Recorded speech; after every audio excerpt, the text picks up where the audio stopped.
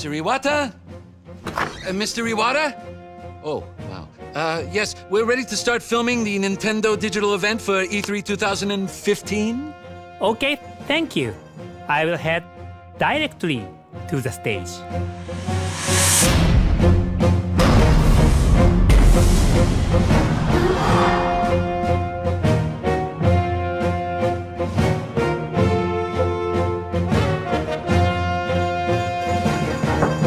Reggie, are you ready for the digital event? Nintendo 62, Nintendo 63, Nintendo 64. My puppet body is ready.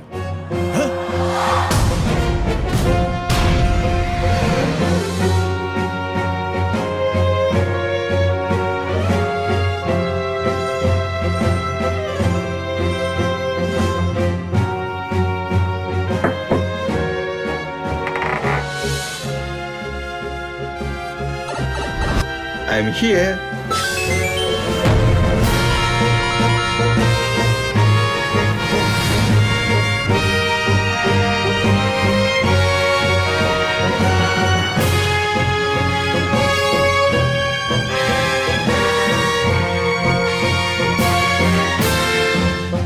Mr. Miyamoto? Oh, yes.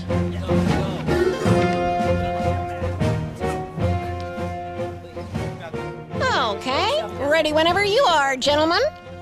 I just have to remember my words.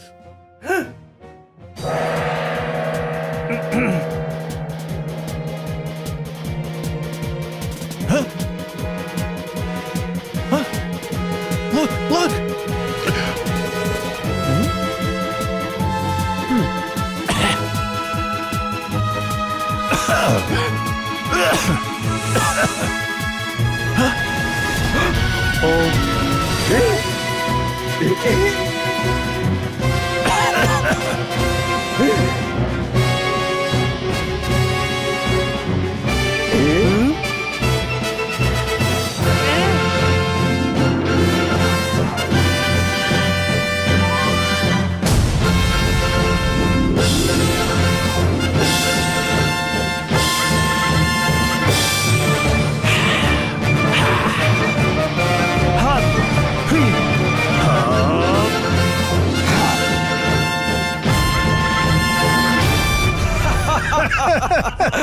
Hey, Fox, do a barrel roll. Yeah, come on, Fox. Do a barrel roll. Yeah. Barrel roll? I can do better than that. Check this out.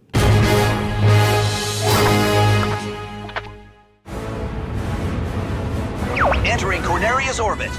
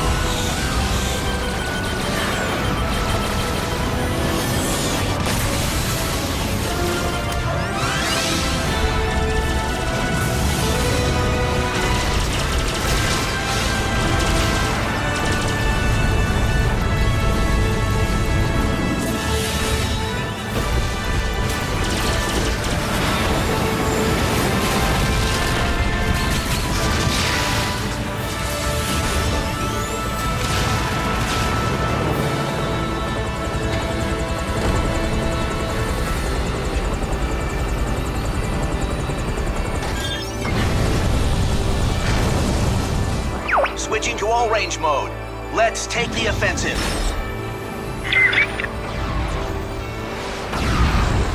Do a barrel roll.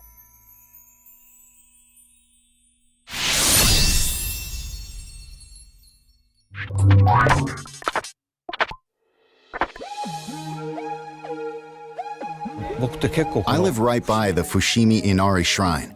I've had a relation with this shrine since I was a child. Because of that, I felt that I was always protected, as if it's my guardian angel. When I was a child, there was a TV show about fighter planes called Thunderbirds. That inspired me to make a game that had cinematic elements, with each character having a distinct personality and their own drama. That would be reflected in the dialogue and appear in scenes like where a cool character and enemies would appear. I'm here for a job, of course, and looks like I get to have a little fun. When it came to talking about details regarding how to make the main characters look and feel, we talked about all sorts of types of people. But ever since I was in school, I drew comics with caricaturized humanoid animals and decided that the characters in this game should be based off animals. I then talked about it with Imamura-san, the designer, and we thought about the fox image. Then I thought, let's try making a fox the main character. We're entering Corneria City now. When there's an arch, you want to go under it, right? That's the kind of game I wanted to make. Thinking about the shrine, this place is known for the row of arches. So we went with this idea to create a game where you would fly through different arches.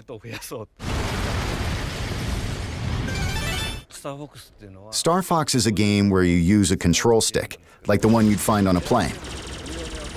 When you fly a real plane, you need to pull back on the control stick to fly up, right? Similarly, you can use the gyro on the gamepad to look all around and feel really immersed in the game.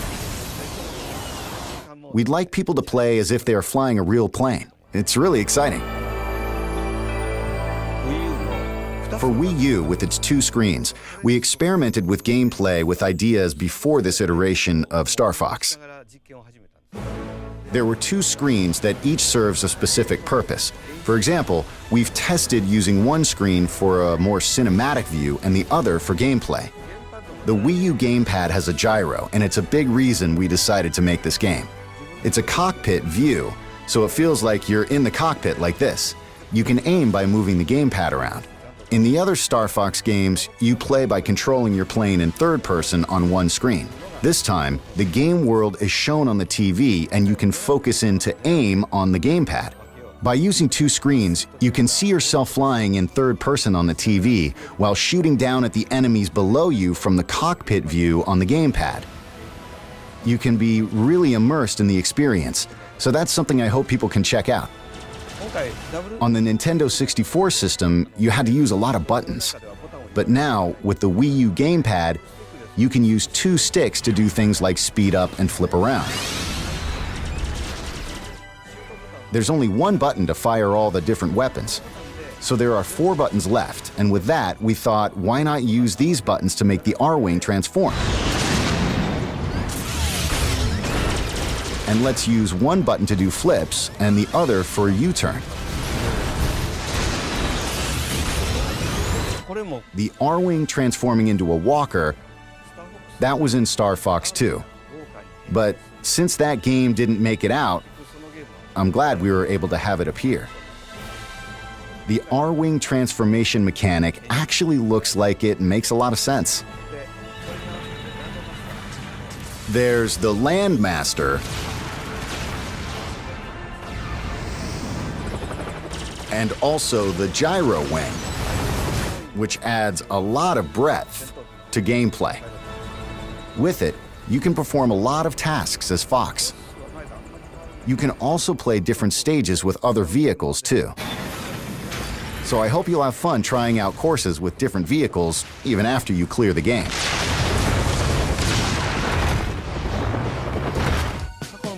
We've rebuilt the game using ideas from the past, but it's not a Part 4 or Part 5.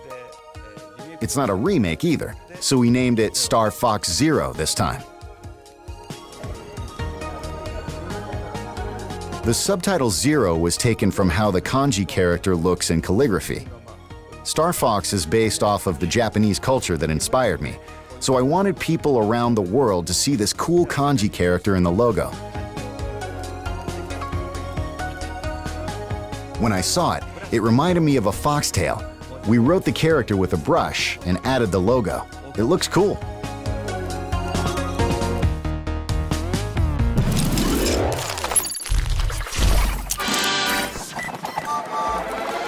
Hi, and welcome to Nintendo's digital event for E3 2015. I'm Reggie Fils-Aimé, President of Nintendo of America. We began today having a little fun imagining ourselves as characters in the Star Fox universe. But that opening was more than just fun. It also represents a theme you're going to encounter consistently throughout Nintendo's experience for E3. That theme is transformation. Recently, Mr. Iwata has made several announcements on how Nintendo itself is being transformed, with expansion to Universal theme parks, mobile devices, and our new dedicated game platform, codenamed NX, which we'll tell you more about in 2016. Today, our purpose is more immediate, to focus on the transformations you'll be enjoying right inside your Nintendo gameplay in the coming months. If there's a secret to the longevity of Nintendo franchises, it is transformation. We never let them stand still. There always has to be something new, something compelling. And that even applies to the game Super Mario Bros., which is celebrating its 30th anniversary in 2015. To say he's been transformed over the years is obvious, but along the way, he's also transformed gaming, from establishing the platforming genre on the NES to the 3D world of Super Mario 64. Later this year, Super Mario Maker will take the next step by turning the essence of game creation over to you, our fans. Now, players will become creators as you build your own Mario levels that can be shared globally with friends. And who knows, maybe even I'll be playing, and of course beating, your latest creation. Finally, nothing in our history has transformed our franchises quite like Amiibo. And as you'll find out this week, there are more new Amiibo on the way and more games for them to inhabit. In fact, right now, let's see how Amiibo are about to show up in a totally unexpected way.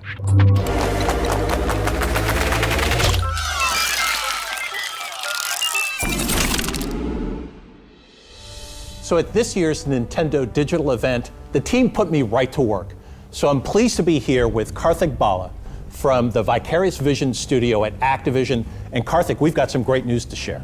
Yeah, so the hallmark of the Skylanders franchise has always been deliver brand new innovation and the highest quality game experience. For the first time, we're bringing a whole new toy category to life. We're bringing vehicles to life this year with our new game, Skylanders Superchargers, and really blending it to this epic vehicle adventure. But there's more to it, right? We've got 2 unexpected guest stars. So introducing turbocharged Donkey Kong and his vehicle, the Barrel Blaster. We also have Bowser. This is Hammer Slam Bowser, and his vehicle, the Clown Cruiser. Bowser is always my favorite. I don't know why people say that I look like Bowser and at times act like Bowser. As you're playing as these figures, as you have the various vehicles, what happens? So they have complete move sets and upgrade trees of powers and abilities, some of which are natural, things that you would expect, like Donkey Kong throwing barrels and Bowser slamming down his hammer, but also really unexpected moves that harken back to elements of lore within the 30 years of history of these characters.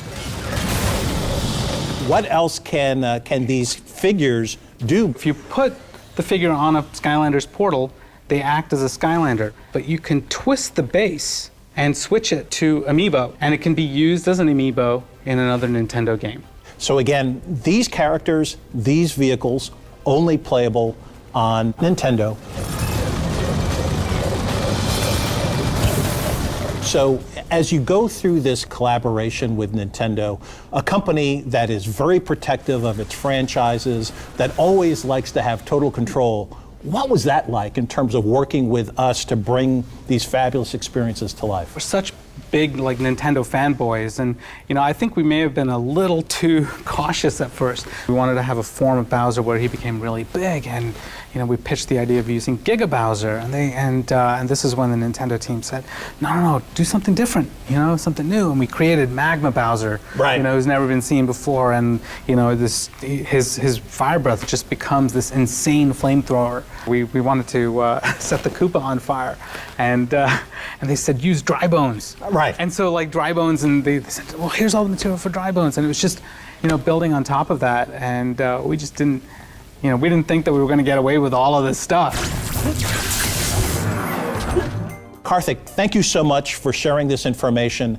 And throughout the entire week, we're going to be sharing more and more information. You and your team are going to grace us at Nintendo Treehouse Live, and there's going to be a lot more information to share. I'm super excited.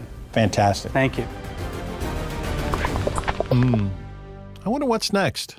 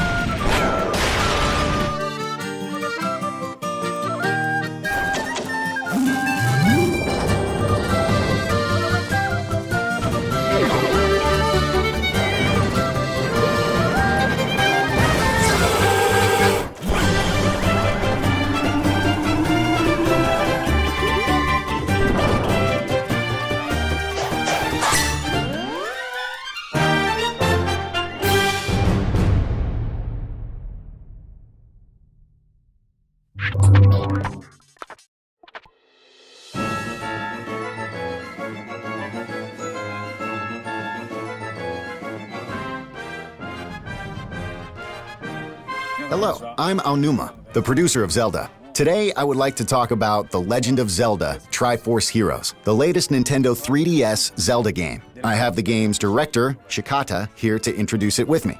Hello. I wanted to focus on multiplayer and co-op. Multiplayer in past Zelda games was more competitive, much like a party game. Everyone would gather to play to see who would get the most rupees. This time, I wanted players to cooperatively enjoy more serious Legend of Zelda gameplay elements, like solving puzzles and going through dungeons. The 3D visuals of A Link Between Worlds was a great feature, especially in terms of depth. So I wanted to incorporate that into the multiplayer.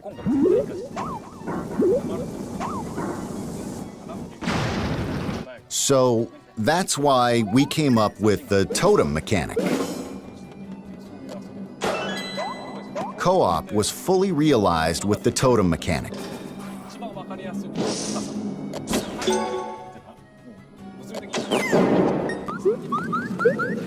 You can carry your friends on your shoulders and reach higher places.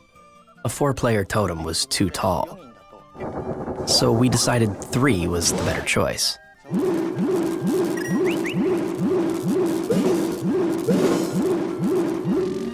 For single player, there are supporting doll-like characters.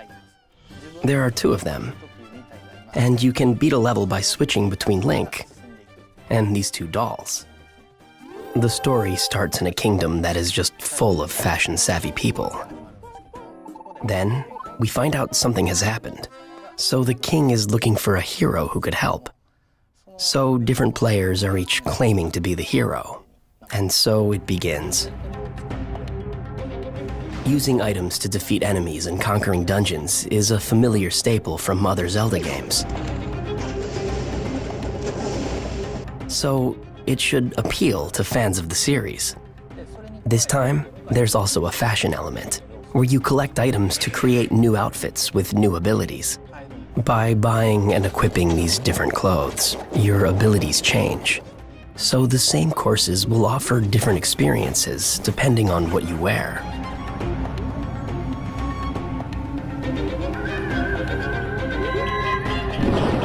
I think playing with people in online multiplayer where you can't see their reactions is fun too. I hope people invite others to try out the game with them as well.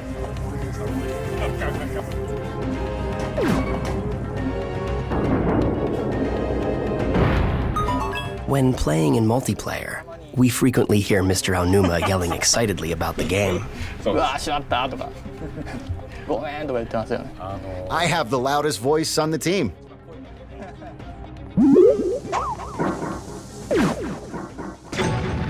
Also for Nintendo 3DS, we have another new game. Last year, we had the Wii U version of Hyrule Warriors. We're now developing a 3DS version. This game is a reimagining of the Wii U game. It will include all the DLC characters from that one.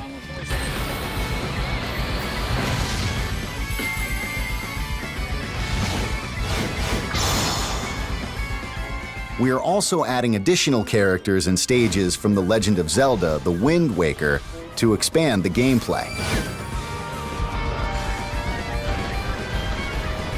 Hyrule Warriors is not like the Zelda games I create. It is an experience only Koei Tecmo can really bring to life.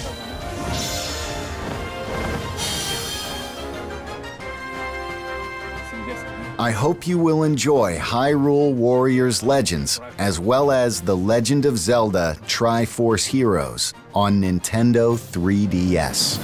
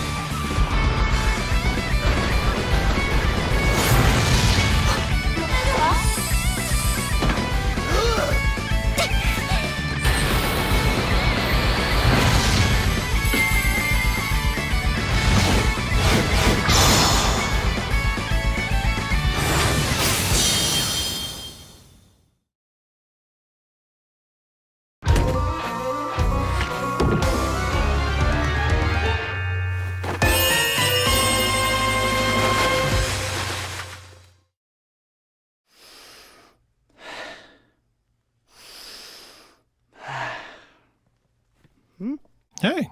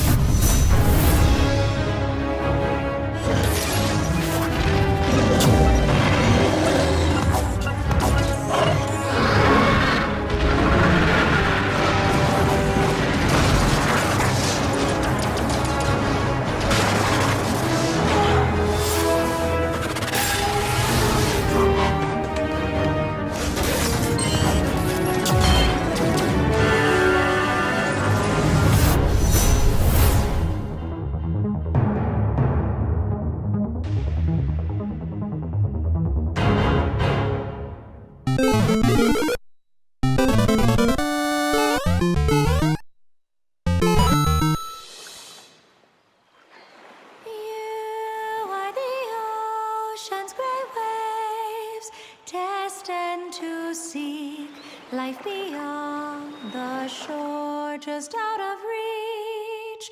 Yet the waters ever change, flowing like time. The path is yours to try. You are my child now. Now, once and for all, no more games. To the death. Here I come! I'll show you! I won't surrender! Now pay for your betrayal! Don't look at me. Please. There is only one punishment. The sentence is death. Try to be at peace.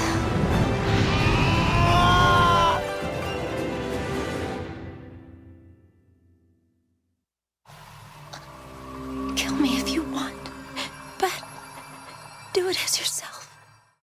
お願い、シーダ！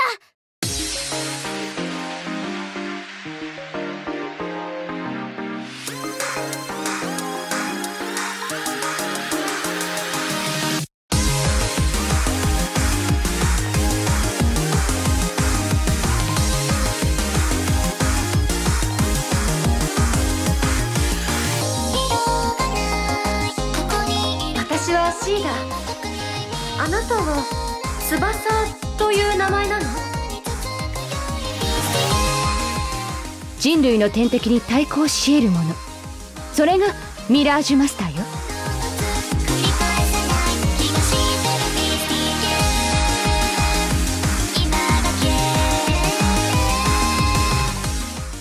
今の翼の歌声ならきっと届く。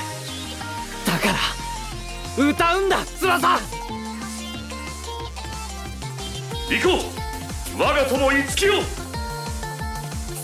オリベ翼、17歳です。心を込めて歌います。ええ、翼の本気を見せてあげて。背中は任せだぜ。かけるぞ、誰よりも早く。ロードのマスターが現れた。ついに始まるのね。私の出番ね。努力？才能よ。どうしたの？お姉さんに何か用かしら？きっとお兄ちゃんたちなら大丈夫。頑張って。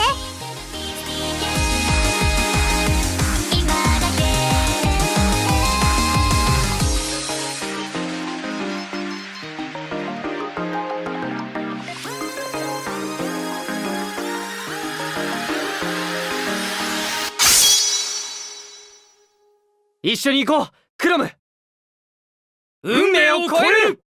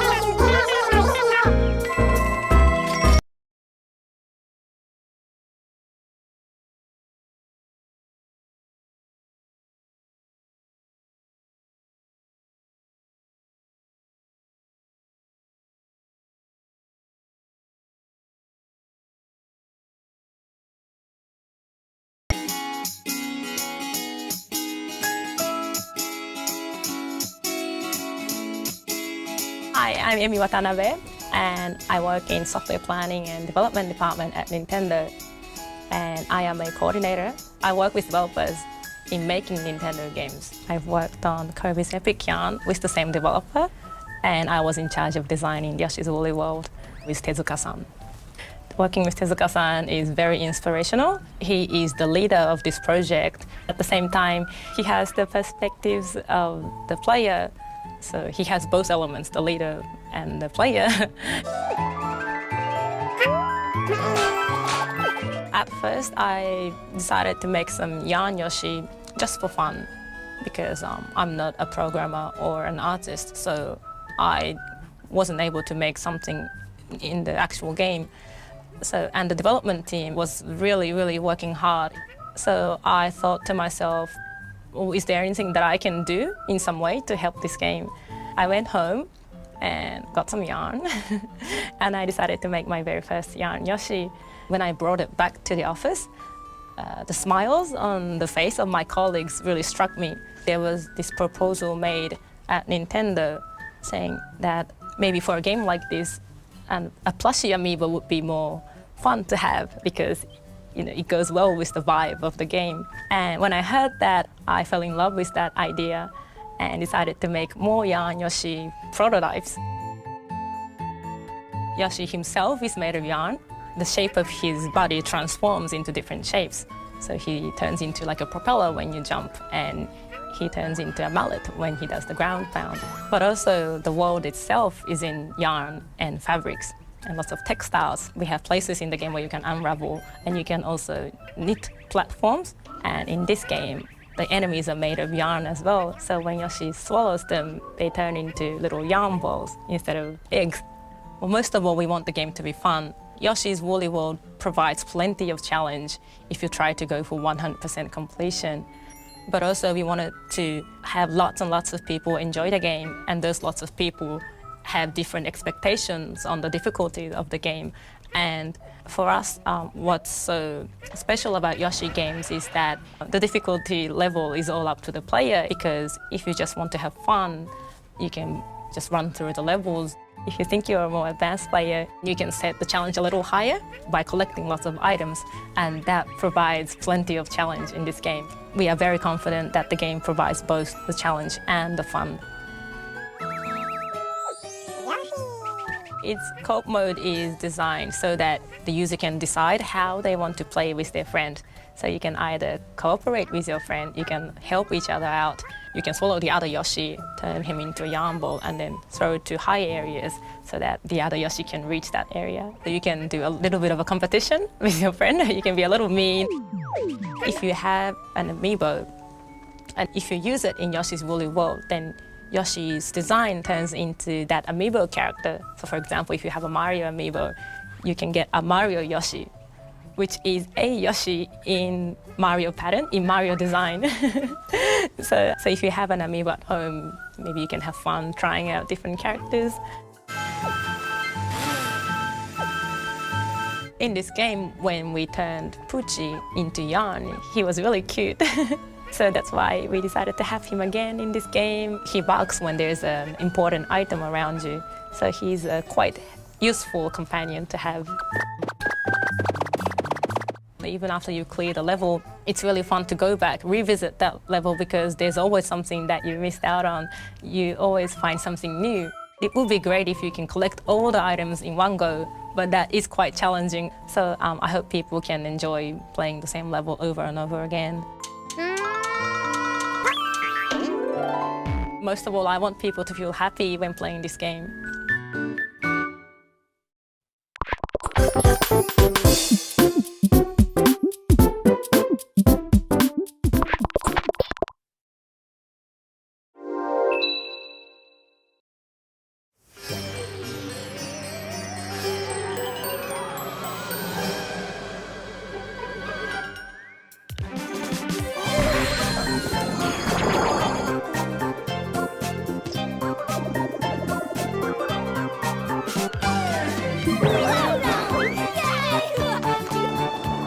This is the line. Think you understand yokai a little better now?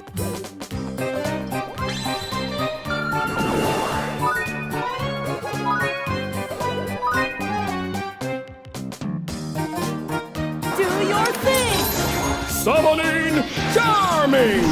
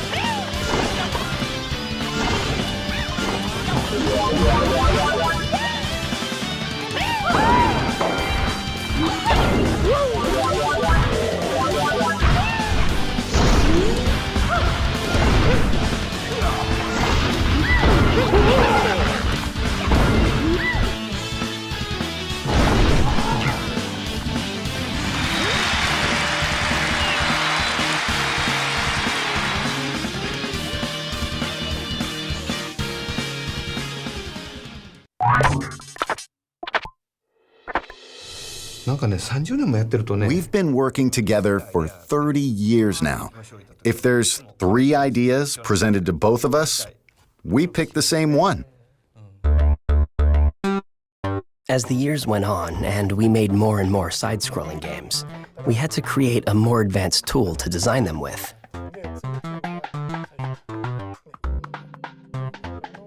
This became the basis of Super Mario Maker. The tool got so good that the more we worked with it, the more we realized we could also turn it into something everyone could enjoy. With Super Mario Maker, anytime you make an edit, you can see the results right away. This instant feedback can really help your imagination run wild. Back in the day, we had to create everything by hand. To design courses, we would actually draw them one at a time onto these sheets of graph paper. We'd then hand our drawings to the programmers, who would code them into a build. While digging up these old documents, we found this. It's very precious.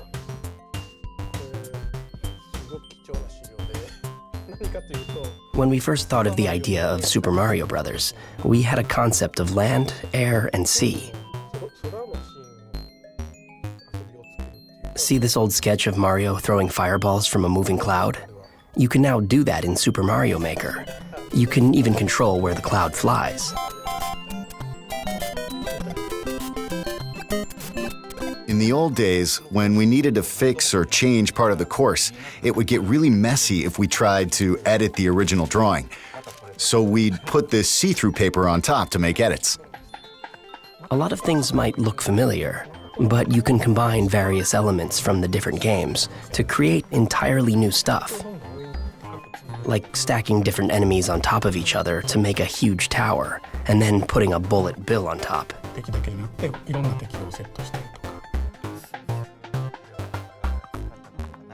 You can even put things we've never placed underwater. Right, there are some enemies that don't normally appear underwater, like Goombas. When you put one underwater in Super Mario Maker, it will swim like a small shrimp. Mario can even take on the appearance of other characters. Tap a compatible amiibo, like Wii Fit Trainer, and Mario can turn into Wii Fit Trainer when he gets a mystery mushroom. It's called Costume Mario. We have a lot of these planned. To celebrate Super Mario's 30th anniversary, we're releasing an 8-bit amiibo. When you use it, your Mario in-game is going to appear a bit bigger. The amiibo itself is pretty big too, to reflect the effect in the game. There's also a Super Mario Maker booklet. The booklet has a lot of sample courses. It's really fun just looking at them, as if this is what would happen if you design the world of Mario in real life. Most times, I start by making a course I want to play, which is usually like a 2-1 or 2-2. Once that's done, we try to make it a little easier, so we move on to making 1-1. It's always like that. I may come across as a mean person by saying this, but in 1-1, there's a Goomba, which is clearly an enemy, but there's also a super mushroom, and you might run when you first see it. You run, but there's a block above, so you can't run. So if you jump, the ceiling is low, so you usually hit it.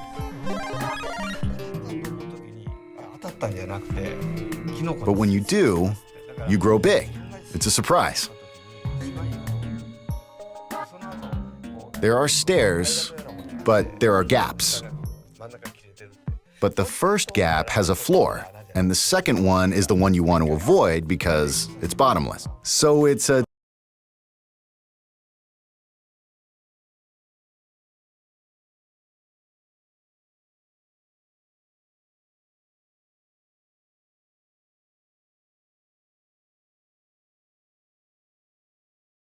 fall into it because they can't make it. It's like game design training software. Try it if you want to get into game design.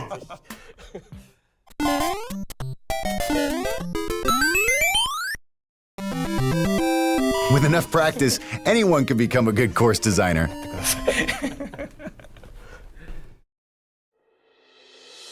Earlier I said that Nintendo's experience for E3 is all about transformation.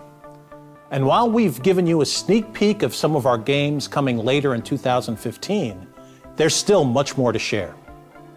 Next, Nintendo Treehouse Live at E3 begins.